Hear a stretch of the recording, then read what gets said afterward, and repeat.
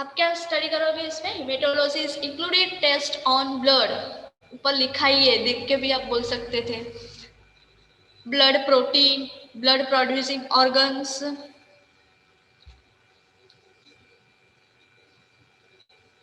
तो आप ये हेमेटोलॉजी टेस्ट क्यों करते हो? क्यों करते हो हेमेटोलॉजिकल टेस्ट? बताओ कोई। हेमेटोलॉजिकल टेस्ट क्यों करते हैं हम? क्या जरूरत होती है हेमेटोलॉजिकल टेस्ट की? नहीं करते तो नहीं चलता, बायोकेमिस्ट्री कर लेंगे, यूरिन कर लेंगे, ये सब कर लेंगे। ब्लड टेस्ट नहीं करेंगे तो क्यों करते हैं ब्लड टेस्ट? वायरल के लिए। यस, ब्लड प्रेशर चेक करना, काउंट चेक करना, मतलब उसके रिलेटेड जो डिजीज है ब्लड के रिलेटेड, उसको आइडेंटिफाई करने के लिए, उसका डायग्नोसिस करने के लिए। तो haematological test can help diagnose anaemia है उसके रिलेटेड, कई इन्फेक्शंस है, हीमोफीलिया है, जो फैक्टर 8 और 9 की डेफिशिएंसी से ये डिजीज होता है। हीमोफीलिया आगे आएगा, उसका टेस्ट क्या होता है वो सब तो मैं बताऊंगी आपको। देन ब्लड क्लॉटिंग डिसऑर्डर्स, जो हमारे ब्लड क्लॉटिंग है, उस जो प्लेटलेट्स है, जो 13 फैक्टर है हमारे ब्लड क्लॉटिंग।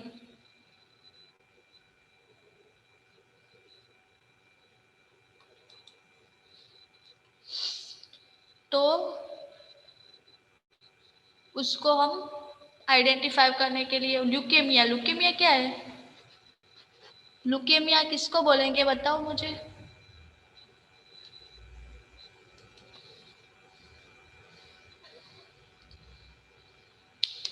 ल्यूकेमिया किसको बोलेंगे? वो तो है क्लॉटिंग फैक्टर है, तो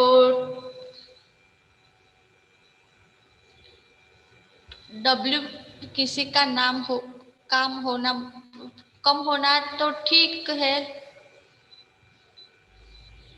लेकिन ल्यूकेमिया एक वर्ड्स है, एक प्रॉपर डिसीज का। तो वो प्रॉपर मीन्स क्या है? जो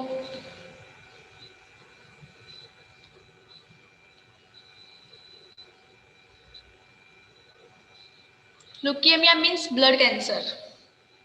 हम बोलते हैं ना ब्लड कैंसर, ब्लड कैंसर, उसको ल्यूकेमिया भी कहा जाता है। समझ में आया? एनीमिया, इन्फेक्शन, हीमोफीलिया, हीमोफीलिया जो हमारे जो क्लॉटिंग फैक्टर्स है हमारी बॉडी में 13 क्लॉटिंग फैक्टर है, तो उसमें से 8 और 9 जो फैक्टर्स है उसकी जो डेफिशिएंसी हो हमारे बॉडी में, तो हीमोफीलिया होता है। हीमोफीलिया ऐसा जेनेटिकली होता है, कहीं हमारे पेरेंट्स में हो या किसी में हो, तो हमारे में भी आ सकता है ये डिसीज। हीमोफीलिया जो क्लॉटिंग फैक्टर की डेफिशिएंसी से होता है। ब्लड क्लॉटिंग डिसऑर्डर्स जो हमारे जो फैक्टर्स है 13। तो किसका माइक ऑन हुआ है? बंद करो। तो उसकी डेफिशिएंसी से होता है। क्लॉटिंग फैक्टर में कुछ एबनॉर्मलिटीज हो तो वो सब हम चेक करने के लिए, ल्यूकेमिया मीन्स ब्लड कैंसर से। देन ब्लड सेल्स, वो तो ठीक है, हेमेटोलॉजी में हम ये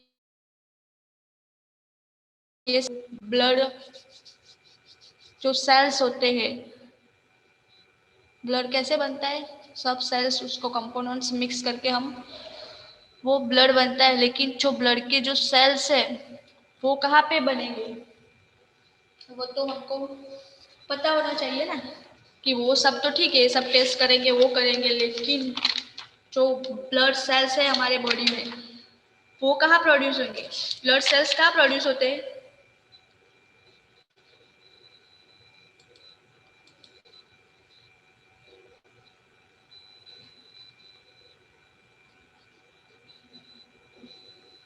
ब्लड सेल कहाँ प्रोड्यूस होते हैं? बोन मैरो में। ठीक है। ब्लड जो हमारा जो ब्लड का जो फॉर्मेशन होता है उसको हम हिमेटोपोएसिस बोलते हैं। ये लिखा है ना, कॉल्ड हिमेटोपोएसिस। तो क्या है? The production and development of new cell, a process called haematopoiesis. जो हम हिमेटोपोएसिस उसको बोलते हैं, जो फॉर्मेशन होना है, लेकिन वो कहाँ पे होगा? बोन मैरो में। तो बोन मैरो में होगा। तो cellular components derived from haematopoietic stem cell. कौन प्रोड्यूस करता है? Stem cell. तो पहले स्टेम सेल की एक कॉपीज होती है जो हम वो दूसरे सेल में कन्वर्ट होती है। जो स्टेम सेल है उसके पास वो फर्स्ट कॉपी होता है, जो स्टेम सेल है, तो वो दूसरे सेल में कन्वर्ट होते हैं। तो कन्वर्ट तो होते जो मीन्स के स्टेम सेल के जो 5 सेल्स है, ठीक है, तो वो दूसरे सेल में कन्वर्ट होते। तो स्टेम सेल क्या होगा? वो तो खत्म हो जाएंगे दूसरे सेल में कन्वर्ट होके। तो नहीं तो वो क्या करते हैं, जब कन्वर्ट होते हैं तो तब उसकी दूसरी कॉपी वहां पे छोड़ देते हैं बोन मैरो में। तो उसकी कॉपी वहां पे छोड़ देते हैं। देन आफ्टर वो वहां से उसकी मतलब स्टार्ट होता है स्टेप्स। जो आरबीसी बनाना है, डब्ल्यूबीसी बनाना है, प्लेटलेट, वो जो भी कंपोनेंट्स बनाने हैं, तो वो उसमें कन्वर्ट्स होगा। देन आफ्टर उसकी एक एक कॉपी वहां पे छोड़ जाएगा। देन आफ्टर वो बन के हमारे जो बॉडी में एंटर हो जाएंगे, मतलब बाहर। और देन आफ्टर वो दूसरी कॉपी है तो उसमें से होगा। देन आफ्टर वो मतलब उसके पीछे वो कॉपी अपनी छोड़ जाएगा। डेली कितना जो ब्लड सेल है वो डेली कितने प्रोड्यूस होते हैं? 10⁻11 टू 10⁻12 डेली इतना प्रोडक्शन होता है ब्लड सेल का। तो हिमेटोपोएटिक जो ब्लड सेल है वो कहाँ पे है? मतलब बोन मैरो में है। तो 1 by 1 मतलब जो stem cell is one type of cells pure form. तो वो जो स्टेम सेल्स है उसमें जो वहाँ पे प्योर फॉर्म में होते हैं जो सेल्स, और उसमें वो आगे कन्वर्ट होते हैं। जो मतलब जो सेल्स बनाने उसमें कन्वर्ट होते हैं और उसकी एक कॉपी वहाँ पे छोड़ देते हैं। तो उसमें से दूसरे मतलब आगे प्रोडक्शन होता ही रहता है। बोन मैरो में कुछ प्रॉब्लम होता है तो हमारे जो सेल्स है ना मतलब प्रॉपर नहीं बन पाते। बोन मैरो कैंसर्स होता है या कुछ भी होता है तो वहां पे मतलब सेल्स नहीं बन पाते, तो एनीमिया वो सब एक हीमोफीलिया सब डिसीज एक साथ ही हो जाते हैं। कहीं सुना होगा बोन मैरो ट्रांसप्लांटेशन। हम बोन मैरो में कुछ प्रॉब्लम हुई है तो हम बोन मैरो को ट्रांसप्लांट करा सकते हैं, मतलब दूसरा भी वहां पे ऐड करा सकते हैं वो निकाल के हमारा।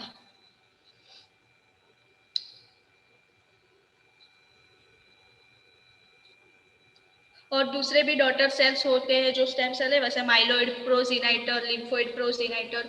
वो जो सेल्स है वो क्या होते हैं कि एक जो सेल्स होते हैं वो दूसरे में कन्वर्ट हो जाते हैं, लेकिन उसकी जो कॉपी है वो वहां पे छोड़ के नहीं जाते। जो प्रोजेनाइटर सेल्स है डिवाइडेड इनटू 2 ग्रुप। वो सो सेल्स है तो वो 2 ग्रुप में डिवाइडेड होते हैं, लॉन्ग टर्म और सेल शॉर्ट टर्म में।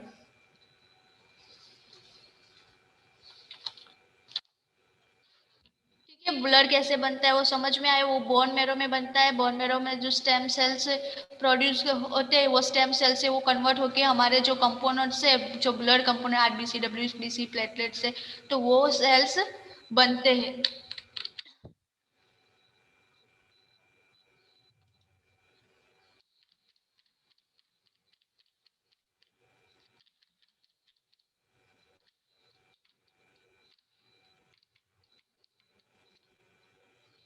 बोन मैरो कैसा होता है?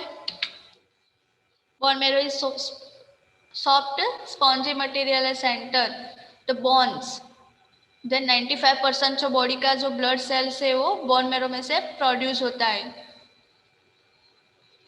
जो प्रोसेस होती है बनाने डेवलप करने की, प्रोडक्शन और डेवलप ऑफ न्यू सेल्स, उसको हम हिमेटोपोएटिक्स बोलते हैं। और जो सारे जो प्लेटलेट्स है, WBC, RBC, white red blood cells, वो सब सेल्स वो प्रोड्यूस करता है। और जो इनमैच्योर सेल्स होते हैं, पहले तो वो सेल्स तो बनाएगा लेकिन वो पहले इन बेबी सेल्स हो गए, देन आफ्टर थोड़े मैच्योर होंगे, फिर हमारे अंदर एंटर मतलब जो ब्लड से आगे वो वहां पे एंटर करेंगे। तो इनमेच्योर सेल्स है उसको हम ब्लास्ट बोल सकते हैं, रूब्रियो ब्लास्ट ऐसा सब वर्ड्स होते हैं, तो उसको ब्लास्ट बोल सकते हैं। तो उसका जो हिमेटोपोइसिस जो सिस्टम है, तो उसके भी 5 स्टेप होते हैं। जो प्रोडक्शन है, पहले बेबी सेल बनते हैं, वो सेल बनते हैं, देन आफ्टर लास्ट सेल में आता है रेटिकुलोसाइट।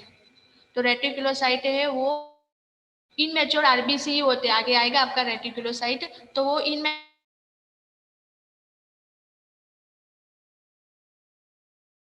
होते हैं, उसमें आ जाते हैं वो इनमेच्योर आरबीसी, वो ज्यादा हमारे बॉडी में नहीं होते। तो वो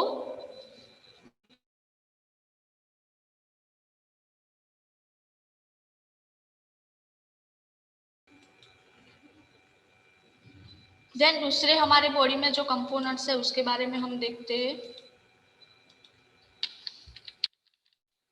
तो प्लाज्मा होता है। तो प्लाज्मा क्या वो लिक्विड फॉर्म में होता है।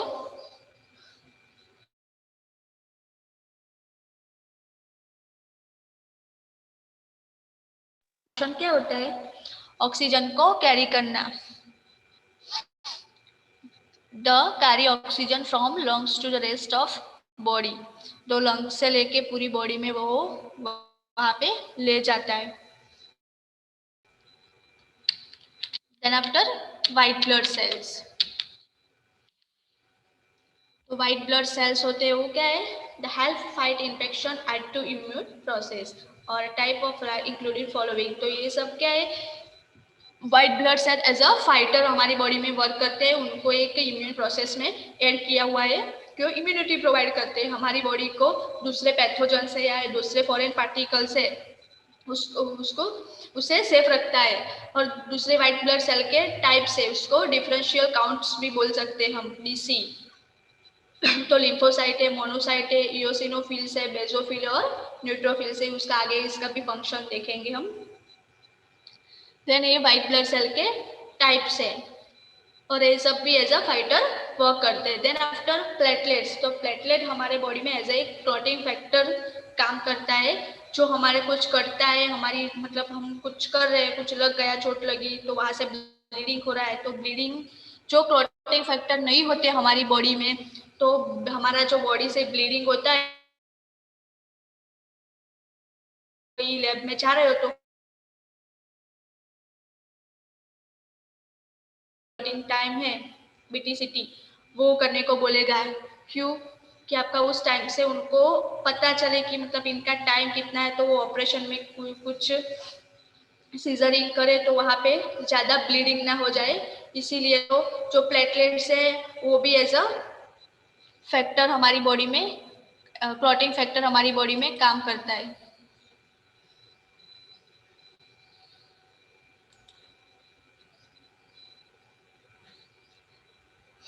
तो उसके दूसरे भी 13 क्लॉटिंग फैक्टर है, वो भी 2 क्लॉटिंग फैक्टर पाथवे है हमारा। तो वो हम आगे दूसरे कोएगुलेशंस में आएगा तो हम वही वहाँ पे देखेंगे।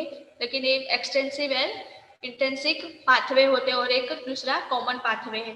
तो हमारा 30 जो फैक्टर है वो डिवाइड किए हुए हैं, इंटेंसिक, एक्सटेंसिक और कॉमन पाथवे जो आते हैं। तो जो इंटेंसिक में भी आएंगे और एक्सटेंसिक में भी आएंगे तो उसको कॉमन पाथवे भी बोला जाता है। तो जब हमारी बॉडी में ये जब ब्लीडिंग होती है तो इसको कंट्रोल करने में, स्टॉप करने में ये हेल्प करेगा।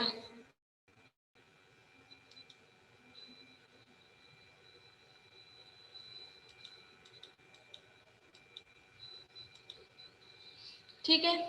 प्लेटलेट अभी ये फिगर है, यहाँ पर देखो, मतलब प्लेटलेट्स कैसे कैसे दिखते हैं, इरिथ्रोसाइट से वो कैसे दिखते हैं, इओसिनोफिल से तो वो कैसे दिखते हैं।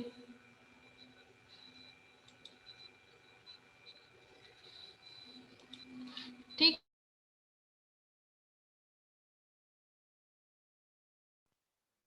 जो फिल से ये लिम्फोसाइट है जो राउंड शेप में होती है।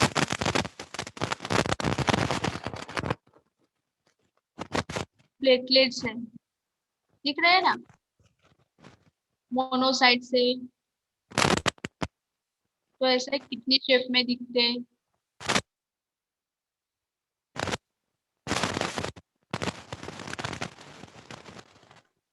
इसका माइक ऑन हुआ है।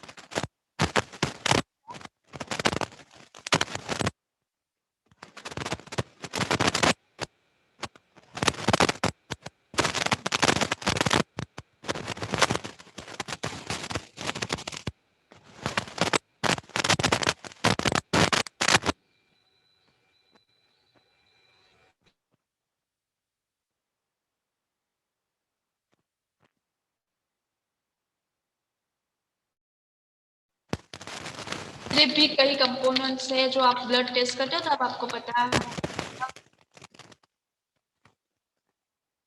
Easy FBC testing. आवाज सबको आ रही है? सबको आवाज आ रही है? यहाँ से नेटवर्क स्लो हुआ है इसलिए।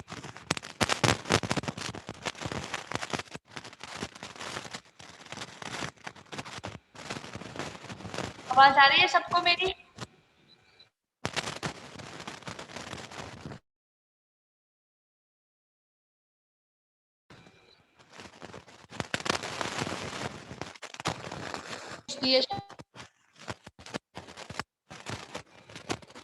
सबको क्लियर आ रही है मेरी आवाज?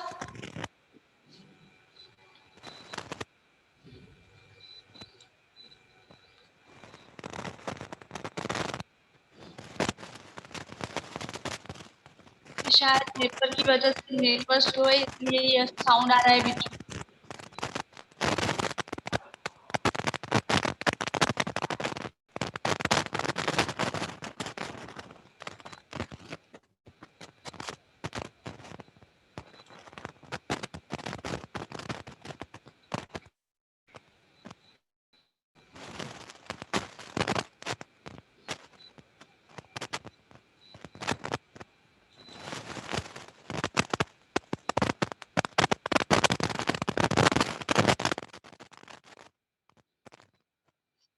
एफबीसी काउंट, एफबीसी टेस्टिंग, उसको फुल ब्लड काउंट भी बोल सकते हैं।